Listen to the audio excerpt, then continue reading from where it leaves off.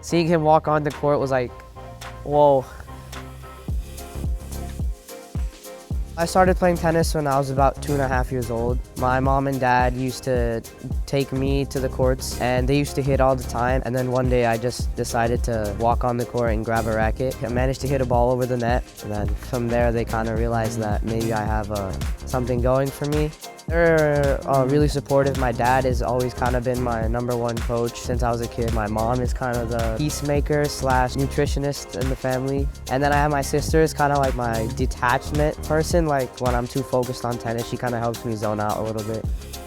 Some recent events I've been playing, I went to Czech Republic to represent USA in the Junior Davis Cup. Maybe a month before that, I was in England playing the Junior Wimbledon, the under-14s. Quite a bit before that, I played Les Petit As in France. There's always pressure, even in the smallest tournaments you go play. Obviously with the tournament, that's a little bit bigger.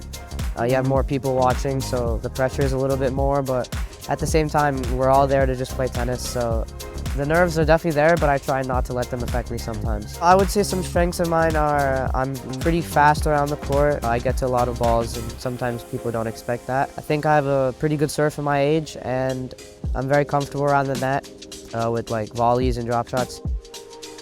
What's been your most memorable moment on a tennis court so far? I wouldn't say it was any tournament, but I would say it's probably the time that I met Roger Federer. That day probably helped me like more than any other day in my life. My #1 goal is to be #1 in the world. I think that's like one of the highest accomplishments in all of sports. I'd also love to win Grand Slams, particularly Wimbledon.